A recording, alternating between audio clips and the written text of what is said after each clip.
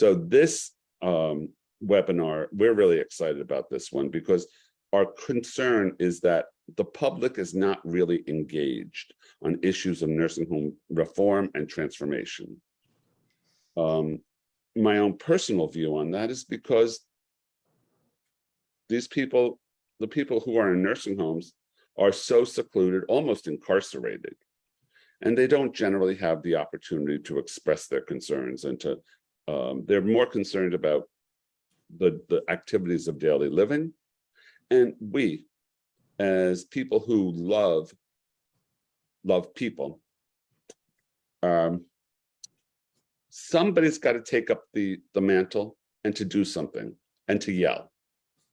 This is where the grassroots activism comes in, because elected officials and policymakers won't even know what the issues are unless somebody tells them often in a dramatic way. That's what we're hoping to encourage here. And all of the panelists come at this from a different aspect. And gotta say, it is I don't know that this particular kind of panel has happened before. And there's a number of ideas that we want to float, but in terms of doing that kind of grassroots and vocal and visible activism. Our panel today is actually pretty damn awesome. We have 4 people who represent different aspects of this concern. And I think we're going to be able to start, we should be able to start now. Our first person today is Jonas Weitzman. Jonas quit the startup world to become a certified nursing assistant and stitch some love into the fabric of our nation's nursing homes. He's a New York City-based nursing home worker and reformist. After experiencing the atmosphere, as he's claimed, the love-sucking atmosphere of his grandmother's nursing home, he left his field to become a certified nurse's aide. He has since won Caregiver of the Year and was chosen for the 2022 Caring Across Generations Fellowship. You can follow Jonas on Twitter at Big Wrinkles, as he works to infuse long-term care with soul. Or you can follow him at the frozen dessert section where he blows his paycheck on pints, yes, plural, of non-dairy Ben & Jerry's. Non-dairy? Oh, please. All right, so Jonas, we look forward to hearing from you, and let's kind of start. I'm dying. I did not know that you were gonna read that whole thing. Yes, non-dairy. Oat milk is better than normal milk. Don't at me, or do at me at Big Wrinkles. Yo, I'm Jonas. Yeah, some of you know me as Big Wrinkles on Twitter. Some of you know me as Jonas, not on Twitter. Some of you know me as Jonas, part of the Live Oak Project. Wow, this is the first time I've had access to 38 humans who are already interested in long-term care and nursing homes. I have about 9 minutes of your undivided attention. And so I want to just hop right into it. So here's what we're going to do. We're going to learn together where your local nursing home is, how you can get in the door and help them, the residents, get outside the door, and why they need you. So to explain why they need you, I'm actually gonna share a little bit about my own journey. Share my screen. There before you is my grandma, Judy. As Jack said, I was working in the startup world when my grandma ended up very quickly in a hospital, and then post-acute, and then in long-term care. At her nursing home, they did a good job with meeting her very basic needs. She had a place to sleep, she was clean, she was fed, but the building was devoid of what I've later recognized to be love.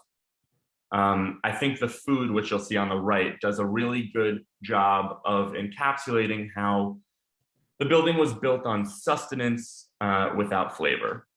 So I left my field and got certified as a nurse's aide. Went through my nurse's aide training to try to figure out how to bring more love to the bedside. As a CNA, and going through CNA training, it turns out that you're not taught really how to give love at the bedside. You're taught how to do 20 ADLs. For those of you who don't know, an ADL is an activity of daily life. So on the left, you see a little mannequin that we learn how to change. And on the right, you see us practicing our hand and nail care. So I learned very technical skills and then started my journey as a certified nurse's aide. I was working 12-hour shifts at this building called Albuquerque Heights. And I learned how to infuse a lot of our short interactions with as much love as I could, but was really focused mostly on ADLs. Because of some of the love that I was able to show people, I was very fortunate to win our center's Caregiver of the Year award. It's the thing I'm most proud of in this world.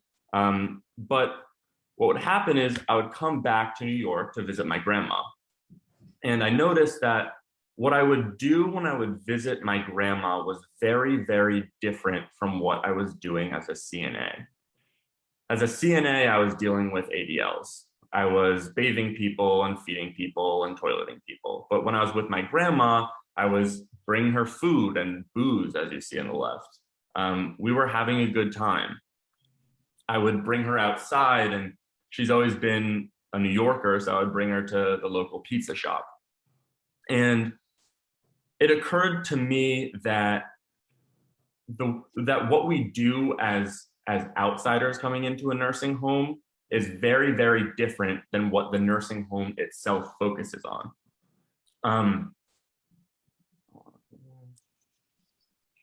So that got me thinking, and it turns out that nursing homes are really built in this way because, and I really honestly hate the Maslow's hierarchy of needs, but I think that it does a really good job of representing what the priorities are. In a skilled nursing facility, you have a whole bunch of people that are focusing on residents' most basic needs. That they are fed, that they are showered, that they are kept alive. You have nurses, CNAs, doctors, dietitians that are all focused on these things. And right off the bat, those ratios are already bad. But then for all of those greater needs, for feeling loved, for feeling esteemed, there's only one real department that deals with it, and it's the recreations department. So the recreations department, the 1 to 60 staff resident ratio isn't like a number that I've pulled off of CMS or something. That's from my experience now being in loads and loads of nursing homes. So you have one person that is dealing with 60 people's higher needs. So let's think about like taking someone outside. To push a wheelchair, you can only push one at a time. So if you're trying to take someone in a New York City nursing home to the park, you can only take one at a time. So if you're gone for an hour with one resident, that leaves 59 other residents that are not being tended to for their higher needs. And that, my friends, is why they need you. Because the most revolutionary thing that you can do right now for nursing homes is just to go there and hang out, to go be in your nursing homes and help the recreations department with these higher needs. So I only have a couple more minutes left. This is shooting by. I want to make this really productive. So I want you all to figure out right now where your nearest nursing home is. We do that using Care Compare. So you can type in this link, medicare.gov/care compare. You could also just Google care compare. And I want in the chat, you guys to put in where your nearest nursing home is. So I'll show you how this works. My zip code is 11216. You put in nursing homes, search. And it turns out that my nearest nursing home is Concord Nursing and Rehabilitation Center. I want to see in the chat people putting in their closest nursing home. I'll put mine in.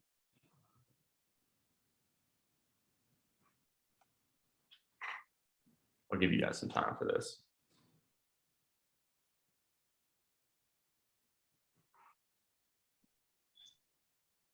Nice. Amsterdam, that's close to me as well. I'm gonna give another 20 seconds.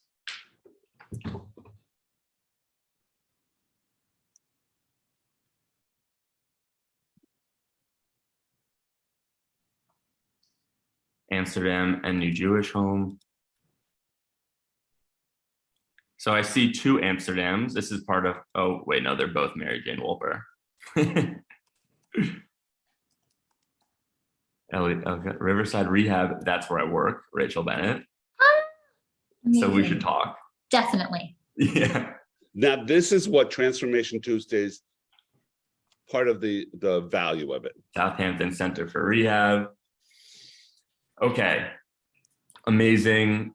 If you see anyone that has the same one as you or one that looks close to you, I highly recommend direct messaging that person and going at this together. We're always better together. And lastly, I just want to show how you can get involved. I know I only have like half a minute left. I was gonna do a demonstration and pick someone at random and call their nursing home. Do we have time for that, Jack? No. All right. Well, when you care compare and you find the nursing home that's nearest to you, you'll see a number listed underneath. I don't want to call them right now. I actually called them yesterday as a test trial. When they answer, you're going to be speaking to the receptionist. Ask to speak to the recreations department. Okay, that's really important. Not necessarily the recreations director to say, I would like to speak to the recreations department. Either you're going to get their voicemail, in which case I left a little message that I think people should use. It's kind of like a lie, but it's a really, really like white lie. That you're considering working as a recreations aide, but you would love to do a little volunteer work first at that nursing home. So yeah, thank you. That conversation will keep going. The biggest thing that I want you guys to do, it's call to action, is schedule a first day of volunteering. If one person on this call schedules a first day of volunteering at their local nursing home, then I'll just be the happiest boy in the world. Share it with us, share it with Grey Panthers, and yeah, much love, you guys. God bless you, Jonas. Thank you so much. I mean, that's a good opportunity and something that we don't always think about. What I would like to, before we go on to our next speaker, I wanted to acknowledge a couple of staff members of legislative some of our legislators, to make sure that they have the opportunity to remember that the concerns of nursing home residents may not be forgotten. So we have Monica Miller from Assemblymember Gottfried's office. Thank you so much for attending. And we hope that this is going to be enlightening for you, as well as there's somebody else from of course, there's Wendy Brennan from Liz Kruger's office, who is one of those amazing people in the world who knows so much and has always been a supporter of what we do and a supporter of ensuring that the rights of everyone is as protected as possible. And then there is Sherry Sylvione, Look forward to finding out more about you, and thank you so much for joining us today. Now, our next speaker is going to be Mary Jane Wolper. So hello, good afternoon, everybody. Tell us a little more. Thank you very much. So I'm coming at it from the same idea that Jonas had, that volunteering is definitely the answer, getting people into the facilities. And so this program is a federally mandated advocacy program that was written into the Older Americans Act. And so every state in our country has this program.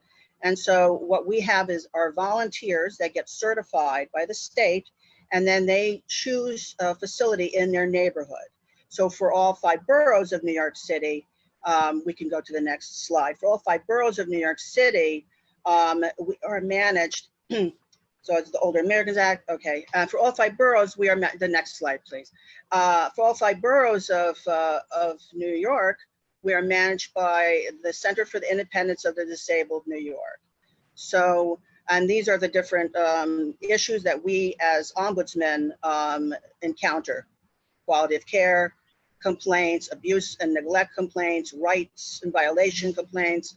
So these are very different than what Jonas was talking about. We're dealing with civil rights, we're nice people, but we're not friendly visitors. So we're dealing with a lot of very serious issues in the facilities. And we have a really wonderful group of volunteers, but we need to grow that number of volunteers, because New York City, as you know, is one of the largest programs in the country. So that's why every opportunity I have to talk to fellow advocates as yourself, I will talk. The next slide is just going to talk about the program that is managed, the managing program, CIDNY. So CIDNY is the managing program for all of New York City. They are the Center for the Disabled, for the Independence of the Disabled, New York. And they are the first independent living center for New York City. And they advocate, and I have coworkers that advocate for people to live independently, ideally out of facilities, out into the, the community. People have a better outcome if they're living independently out of the facilities, but in some cases, it's not possible. So that's where advocates come in, and people like Jonas and other volunteers come in to make sure that the rights of the residents are adhered to and that their quality of life. And right now, I'm sure all of us understand that that's not happening. That's just not happening. So the next slide, please.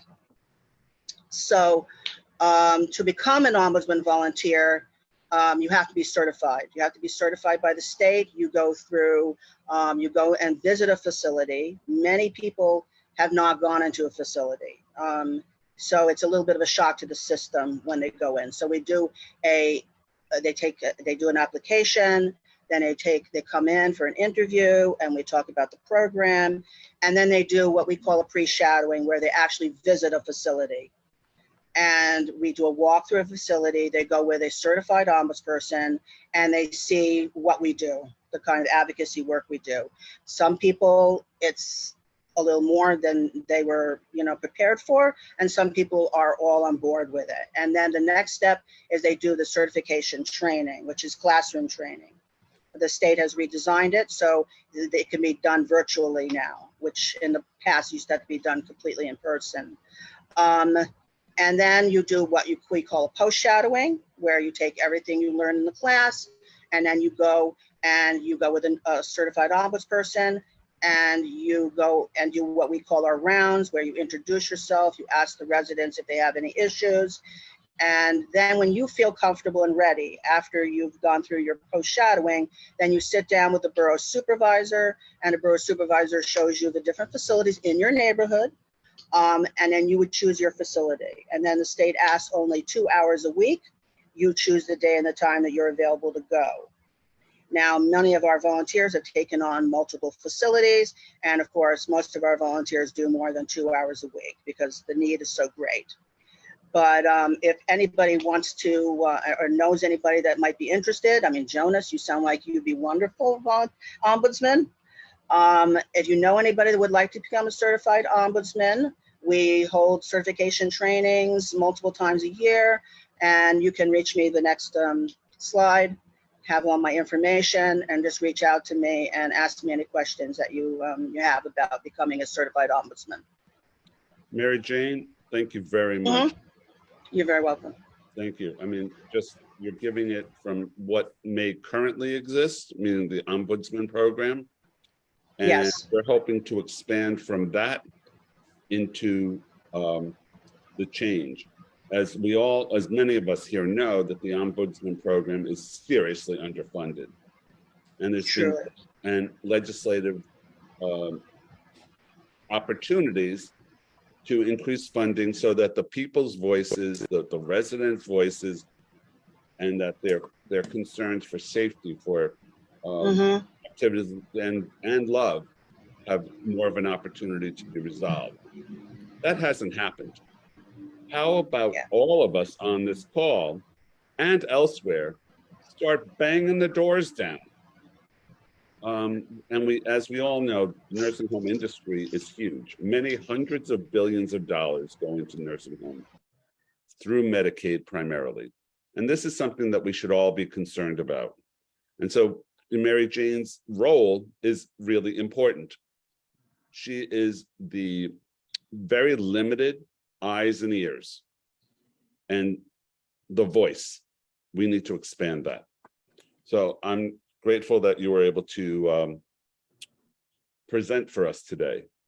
Now, one of the other things that I think I wanted to continue to show to make those connections amongst us, we have Heidi Siegfried, who's the health policy director at the Center for at CIDNY here in New York. We have, who else do we have here? Oh, of course, we have Evie Kugelman, one of the founders of the Live Oak Project, which is dedicated to transforming long-term care here in the US and elsewhere, and it's a coalition of which Grey Panthers is one of the founding members, and has been slowly and importantly increasing its visibility and its range at a national level. There's Heather Hopkins from the Center for Elder Law and Justice up in upstate New York, real upstate New York. And they've been on the cutting edge and have been forcing legislators here in the state of New York to acknowledge and to do something. So those are just some of the people who are here. We would love to have everybody else here working with us. Now, our next presenter is Rachel Bennett. Rachel is a social activist fighting for older people. She's the founder of the Nursing Home Card Project, for which she was named New Yorker of the Week by New York One News and was featured in numerous news outlets. Her mission is to uplift the lives of those living in nursing homes by sending or hand-delivering homemade cards to residents. A thoughtful card, especially hand-delivered, means the world to someone living in a long-term care facility. The Card Project brings music to nursing homes through the singing group Joyful Carolers. You can be one of those people to join. You can find how to sign up on her website, Singing in Nursing Homes. All you need is compassion and to show up. Rachel provides all of the songbooks. She's a graduate of CUNY with degrees in writing and dance. She studied at Oxford. She's a published author. And importantly, she's written stories about caring for her mom, who suffered from Alzheimer's, and can be found in the literary magazine, The Rumpus, Bust Magazine, and Reboot. This is what's kind of fueling her passion here. She owns her own yoga studio and teaches private yoga out of her home. She does a nonprofit theater, and her mission in art is the same pertaining to serving people living in nursing homes. They matter. They need love. Rachel believes these people deserve to be seen, heard, and loved, and it's up to us to step up and step in. Rachel, can't wait to hear your comments. Looking forward. Thank you, Jack, for that beautiful introduction. Jonas, Mary Jane, and Shyvonne, it's amazing to share this panel with you. And thank you, everybody, for gathering today. Very briefly, in the chat, I put a link to testimony that I almost delivered at Congress last week. They actually opted to have a nursing home resident on the panel instead of me, which is very appropriate. But my testimony asking for a federal staffing law, as well as more transparency about where our money is allocated, where CMS, Medicare, Medicaid money is allocated, is in that link. So I invite you to take a look at that. Thank you. And how did you get there? What's that, Jack? How did you get there? You, and I mentioned Grey Panthers in my speech, and thank you again, Jack, for that honor, for that recommendation. So I am here to tell you that the singular, most transformational thing that you can do for a nursing home resident is show up, visit them, go inside a nursing home and let a resident know that he or she is not forgotten. We have a national tragedy going on right now that nobody sees and very few people talk about. Barely anyone is visiting nursing homes or advocating for them. We have a sick divide in this nation between people living in nursing homes and the rest of us. And while we get our extra foam lattes and scroll on social media, our elderly brothers and sisters are living with unbearable loneliness. To quote the magnificent and courageous woman who started the Grey Panthers, Maggie Kuhn, "You can't be human alone." We have tremendous power to heal and transform this divide by the undeniable power of our presence. I watched my mother, Shauna, suffer the hell of dementia, but the fire of that hell burned brighter and hotter when she entered nursing home care. But I was lucky because I was with her. I stood by her. Shortly thereafter, the pandemic hit, and I watched the unprecedented loneliness and isolation nursing home residents faced dying alone, their loved ones not able to say goodbye. So I started the Nursing Home Card Project. There are 2 call to action steps which I humbly ask you to join me in. Number 1, make a card. Make 1, make 5, make a few, then send them to residents living in a nursing home.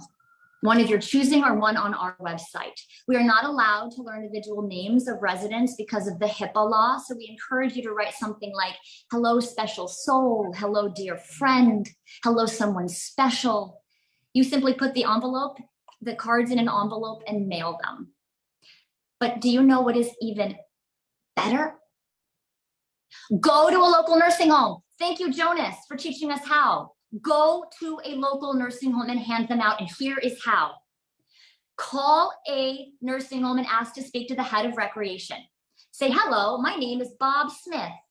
I'm a volunteer with the Nursing Home Card Project, which aims to alleviate the loneliness of those living in nursing homes. I've made some cards. I'd like to give them out. Can I come on X date?" Then get their email and confirm, because if it's not in writing, it never happened. Bring 10 to 20 cards and make sure you go to the floors with long-term care residents, particularly those in the dementia unit, as they are often the most forgotten and misunderstood. As you walk the hallways, I invite you to keep this mantra in your mind. With love, all things are possible. I offer you this mantra because you will need strength. You will confront the brokenness of nursing homes. You will hear the never-ending call bells that don't get turned off. You will see the bad trays of food that many nursing homes spend just $3 a day on. You will see residents staring at blank walls or TVs that don't work. You will see tired CNAs who should be paid more, who should have more support and training to deal with extremely difficult emotional outbursts and end-of-life care, who shepherd our loved ones through the gate of death. You will confront your own mortality. And the question I ask you here is, can you be brave enough to do this? Can you be the light in their dark abyss? And by showing up, staff knows that we see them as well. Can we walk up to a tired, seemingly uncaring CNA and look into his or her eyes and say, I see the work you do. I see you caring for these sick people, and I respect you. Can we do this? Then after you visit, tell every person you know, every rabbi, priest, teacher, lawmaker, CCD and Hebrew school teacher volunteer group. Ask them to blast this mission on their social media and get them to join you. Number 2, call to action step. Come sing with me, with my volunteers and I at a nursing home. I have scheduled 3 dates already and I need more singers. My passion has deepened beyond just mailing cards to bringing them in person and singing in nursing homes, because these people need contact, connection, and love more than anything. If you can create your own singing group, even better. It's easy to do. There are, 40 people in this group today. If each of us called a different nursing home, we would be bringing 40 different, sorry, I see the chats and I get flustered. Sorry. Yes, Jonas, we will. But if 40 of us sent an email or called 40 different nursing homes today, would have people coming to hear music. Okay, here's how. How do we do it? Again, call the nursing home. Ask to speak to the head of recreation and activities. Say, hello, my name is Ann Smith. I would like to bring a group of singers to sing for your residents. I'm thinking of this date. What time works best? Then follow up with an email, because again, if you don't write it, it never happened, okay? After that, email your friends, your family, your neighbors, your colleagues, and say, will you join? A group of 6 is enough. I actually find more than 10 is too many. Okay, well, what do I sing? Reach out to me and I will send you my list. Or make your own. The Beatles, Beach Boys, Frank Sinatra, Rodgers and Hammerstein. I include upbeat and slow. You know what I do? I Google, say, Edelweiss lyrics. And then I don't even print out musical scores. I don't get fancy. I just print out the words. I copy them and put them in hole punchers. I hole punch them and put them in binders. If you're nervous about singing, make a playlist and bring it with you in the halls, and that'll give you confidence. Okay, but remember, the point is not just to sing. The point is to show up and speak to these people, to connect with them. When I visit residents and they are in a wheelchair, I get down on my knees and I say, hello, how are you today? I make sure my eyes are level with them as a sign of respect. I treat them like the Queen or the King of England. I ask them their name. Where are they from? Were they married? What do they do for fun? What is their favorite song?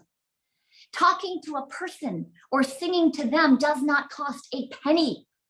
And yet it is the greatest treasure they are hungry for. We have to be the heroes and show up. Nursing home residents deserve to be acknowledged as more than a carcass of meat. Last month at the Amsterdam nursing home, which by the way, was all over the news yesterday because 5 patients are suspected to have died from Legionnaire's disease because of negligence. Volunteers and I handed a card out to every resident in the dementia unit. I saw an old woman sitting alone in a wheelchair. I went over and knelt beside her. What is your name? I asked. Martha, she said. Well, Martha, I made this card for you. For me? She said. Yes, I replied. To keep? Yes, Martha, to keep. Her eyes filled with tears, and when I turned back to look at her from the elevator, she was still tracing her fingers on that card. We have more power than we think to uplift the lives of others. In the Nursing Home Residents' Bill of Rights, the first line is, and I quote, "Nursing home residents have the right to dignity, respect, and a comfortable living environment. In my mother's late stages of dementia, she often screamed what felt like a declaration, a prayer, and a war cry. I am here. I am here. They are here, and we will not forget them." God bless you, Rachel. Thank you. Thank you. You're the kind of voice that we need to help organize and get us off of our asses. You know, Happy to help. that's what we want. Yeah, as Michelle just said in the chat, you rock, Rachel. Everybody does here. That's right, sitting down here. Everybody in this chat room rocks, and thank you. And And by the way, Michelle, you asked for my website. At the beginning of the chat, I have put my website where there is a tab under the website called Singing in Nursing Homes. If anybody doesn't see it, I can recopy it. But you can sign up to sing with me on my website. It's caringbycard.com. you know, I'm just overwhelmed by this. And yet we still have to continue. We're looking forward to hearing from Shyvonne. Shyvonne's a co-lead for COVID Survivors for Change in New York State, in the New York State team. In April 2020, her family were amongst the first impacted by COVID while living in Corona, Queens, where it would become the epicenter of the tragedy, pandemic, travesty, tsunami. She's a social worker by day, leading teams at a local nonprofit, supporting, advocating, and connecting older persons in Western Queens to much needed services. She's committed to supporting underserved communities recover from the pandemic, which is part of what we're doing here. Individuals impacted are not forgotten and treated with dignity. And look forward to hearing your comments on whatever they may be. And I know that you're an awesome person. And let's go. Hi, Jack. Thank you. And I'm really happy to be here to have heard and to contribute to the conversation.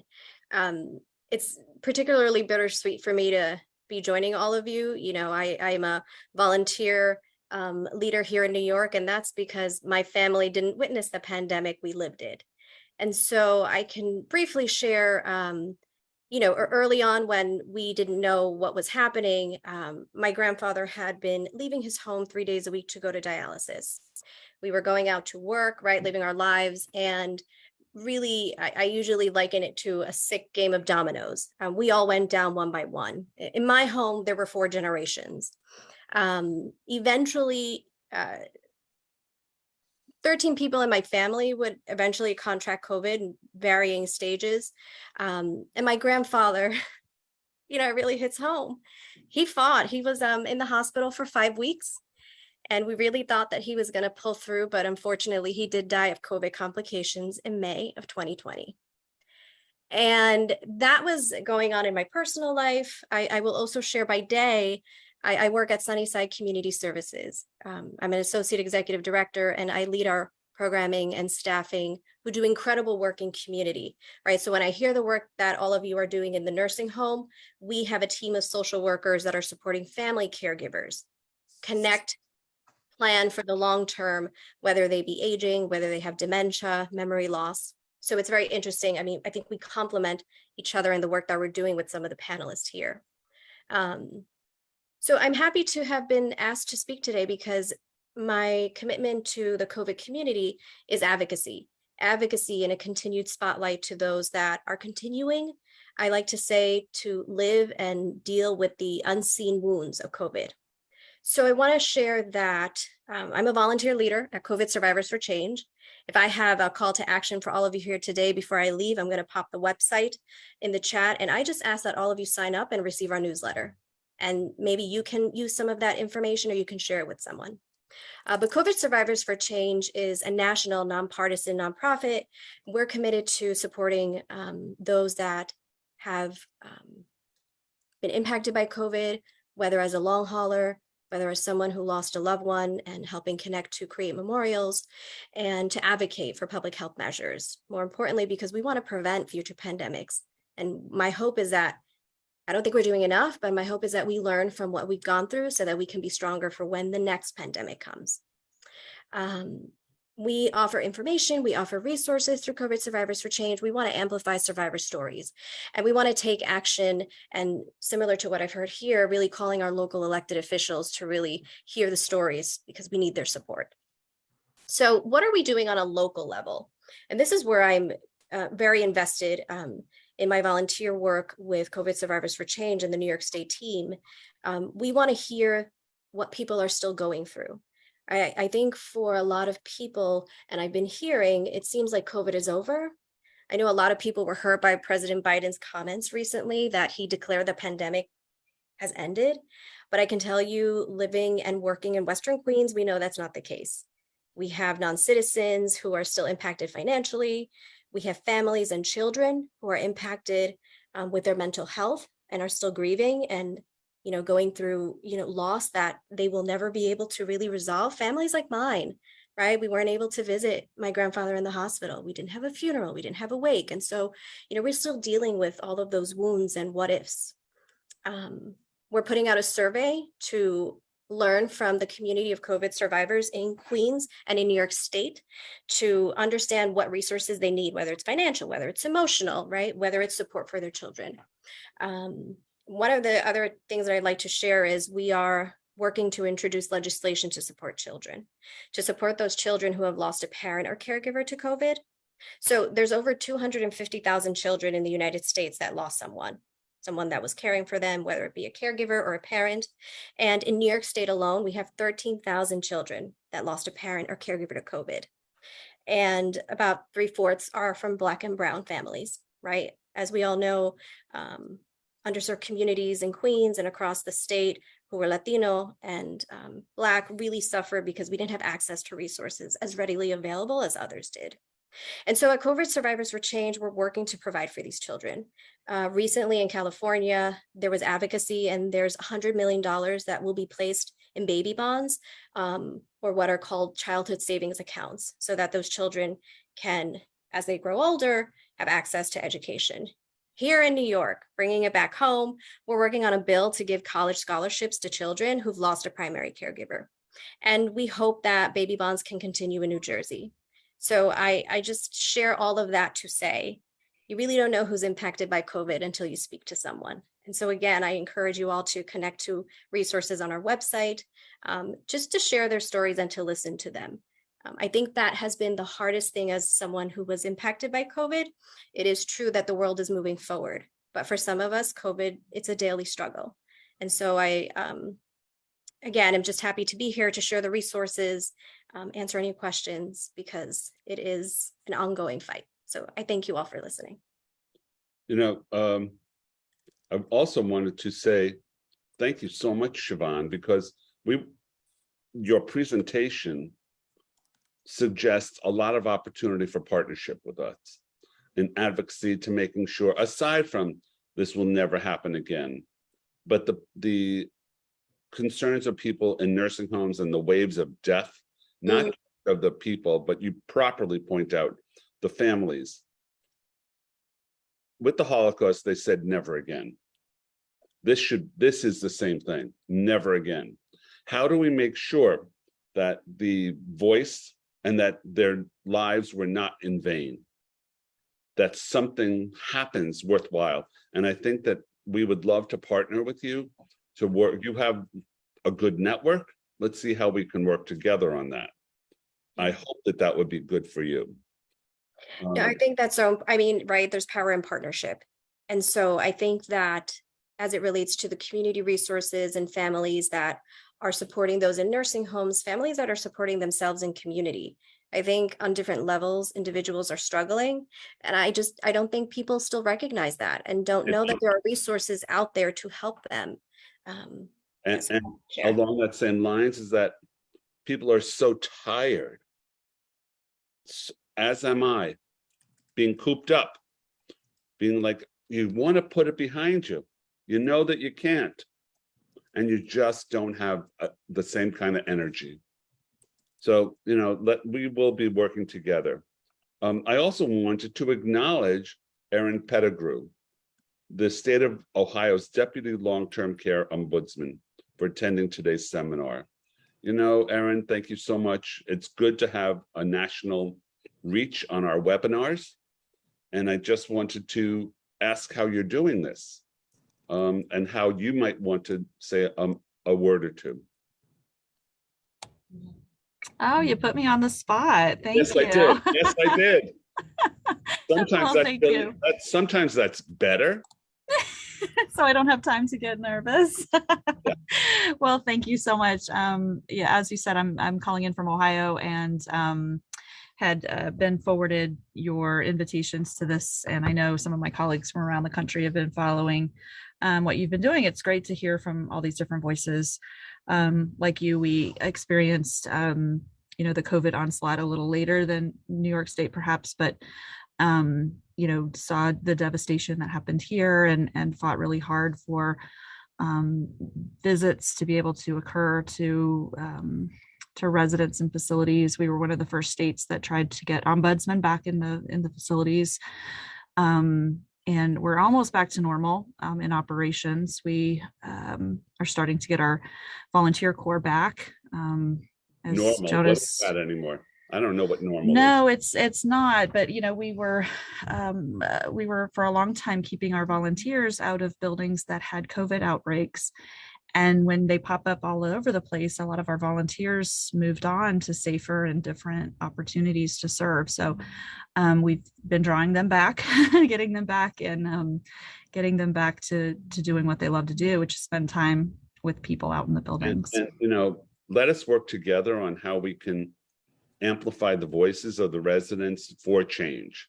Mm-hmm. So I don't know how that's going to be done, but you would be a beautiful opportunity. Thanks.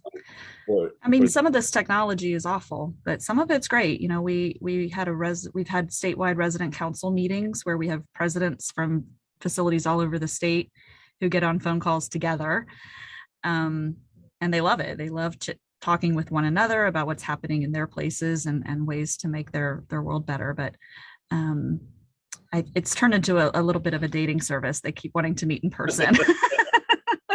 So, I wanted to open this up to other people who may have questions or comments. Who might there be?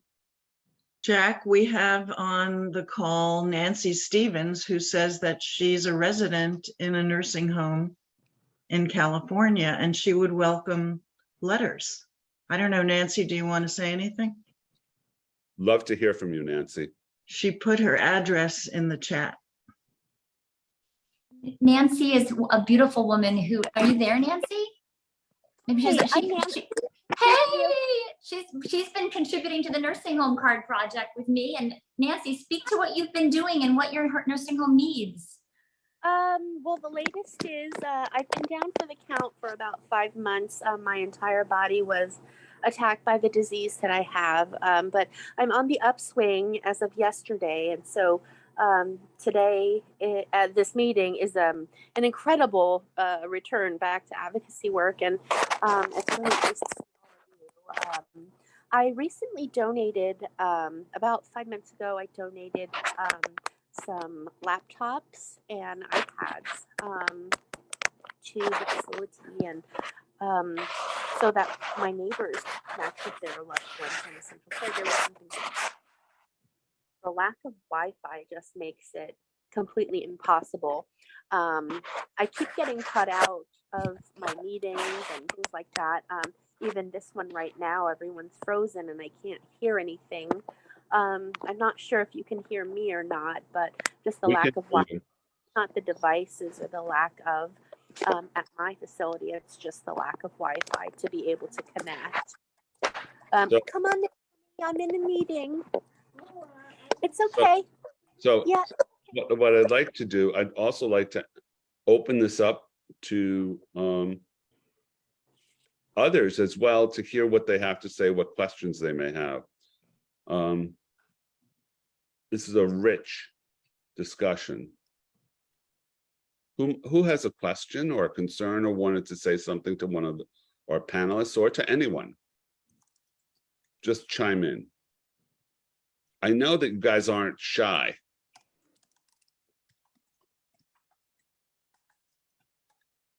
Well, I think everybody should listen to the calls to action that we heard today. So Rachel, you're asking us to contribute cards. Shyvonne, you have many initiatives that we can participate in. Jonas said that we should just call our local nursing home.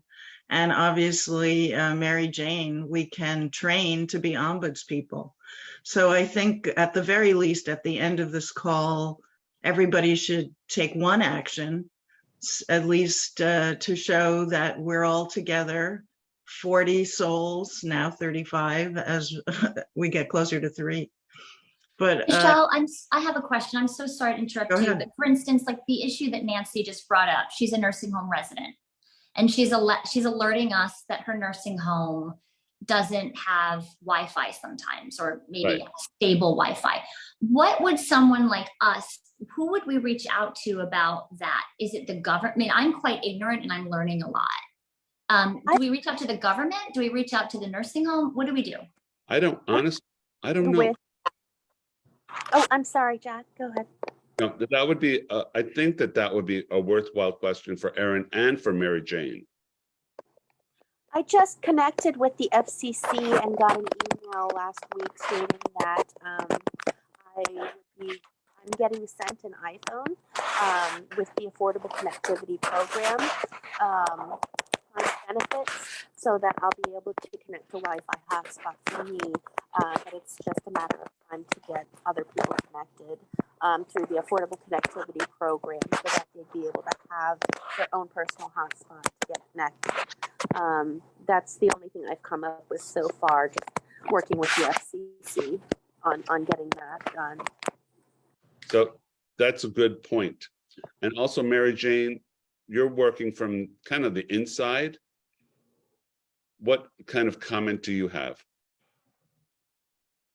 If we ever have any issues, let's say like an elevator is out or any kind of technical, usually the residents can call us and we can go to the facility administrator. The specific issue here is easy, reliable. That is something that we could go to the facility, but sometimes they just tell us it's just, it's not possible, or they don't have the ability to do that. We can request, but we cannot, enforce. We cannot force the facility to do things. We can make requests and that type of thing. Wi-Fi, So again, Mary Jane, Yeah. Jane, she lives in California, Mirage Rancho, California. Would I reach out on her behalf to the Ombudsman there? She should. She can, in fact, as a resident, she has the right to an ombudsman, and there's a right. But her whole ombudsman. point is she sometimes doesn't have a phone or Wi-Fi that works. So I will do that for her. So you can reach out. Yeah. Okay, great. Yeah, definitely. And then wondering- have them try to contact her, because they can't do anything without talking to the resident themselves. Awesome. Okay. I have to talk to the resident myself. I can't, you see, I get calls all the time from friends of friends, a cousin of a family member or something like that. I have to go and then reach out to her and try to reach her and talk with her and get her permission to do anything on her behalf. This may be another item on nursing home transformation of nursing homes, that it would be a requirement that every resident who has the ability to do so has access to reliable Wi-Fi and internet connection. Absolutely. Now, I know during COVID, that would have been such a help for the family members. They could have done virtual. We had, it's a true need there. But Yeah. Nancy Kusmal, I'm not as familiar with you, but what kind of observations do you have from today's webinar? I joined a little late. I teach undergraduate social workers, and so I was in class until 20 after 2.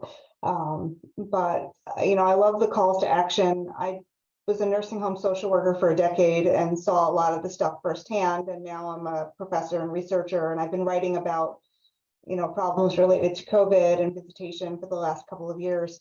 And so I just love the energy in this room. And what other people, do they have some other comments?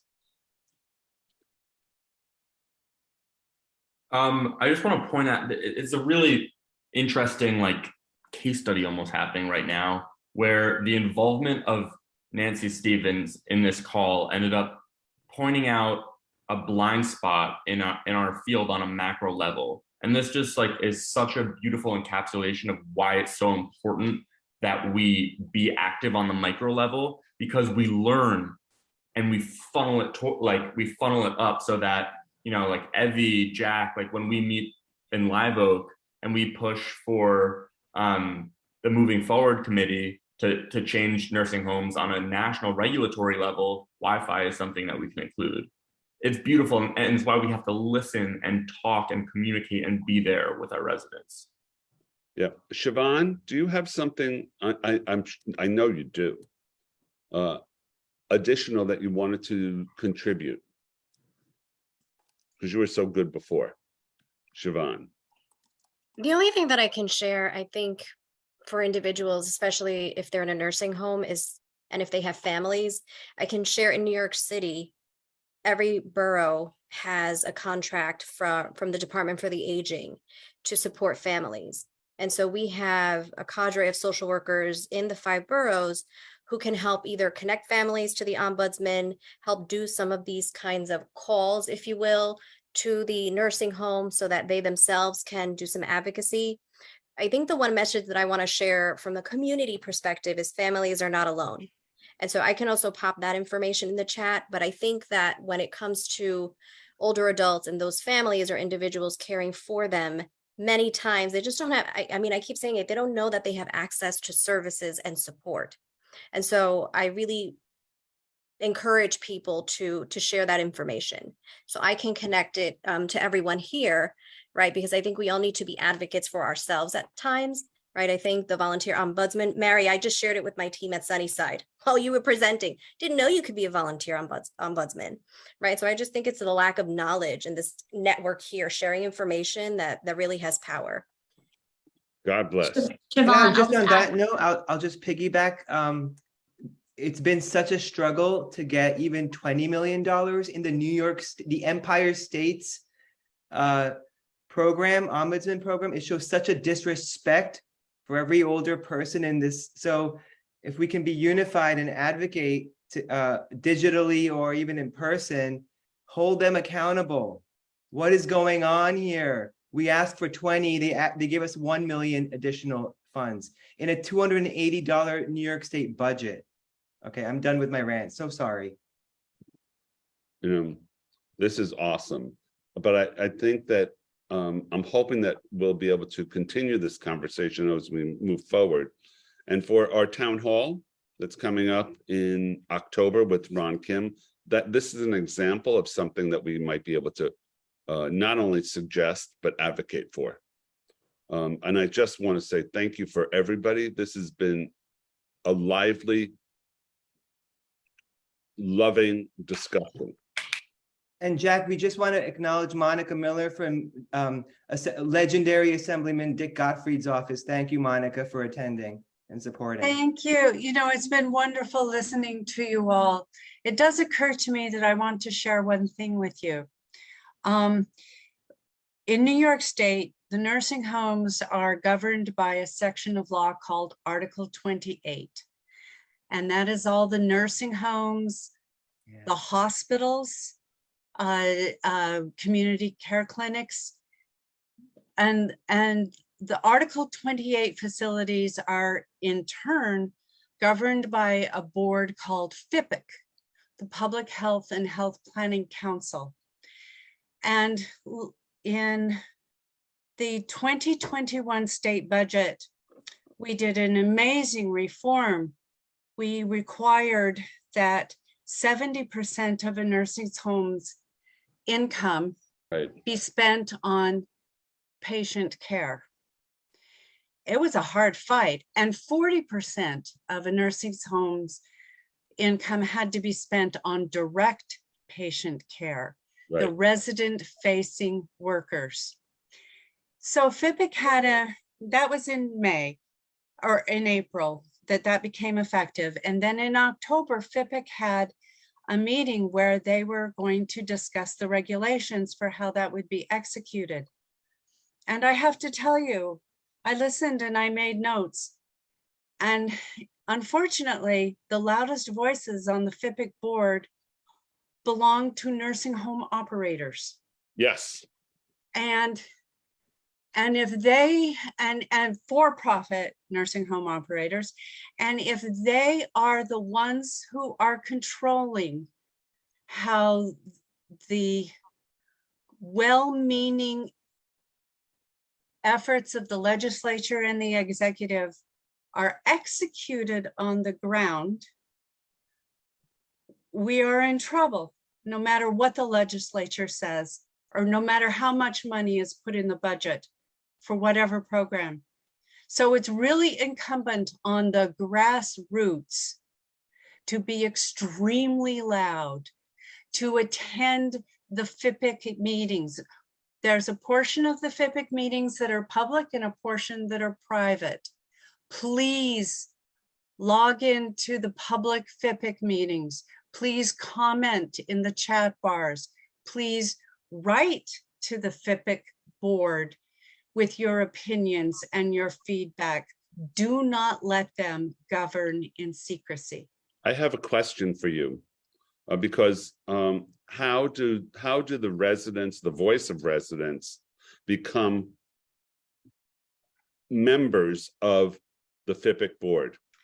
Mr. Gottfried has had a bill to increase the public membership of the FIPIC board, and that hasn't not passed both houses, and is not going to be before the governor before he retires on December 31st.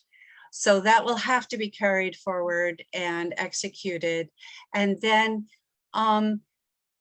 resident nursing homes have the ability to have resident councils. Right. And the resident council does not have as much authority, for example, as the ombudsman, but they are charged by law with attending, listening to the residents and giving feedback. So my call to you today is to exercise whatever means you can get your hands on to influence how FIPIC operates in the interest of your loved ones. Excellent. You know, on that note, which is a powerful call to action by itself, let's see how we can follow up with that. If you would be willing to speak with us and other advocates, maybe on another Transformation Tuesday, and to put however we can do this, because the voice of these people is ignored. It's like there's $100 billion and there's $100 billion on one side and 50 people who are concerned and active on the other side. Excuse me, what's going to happen?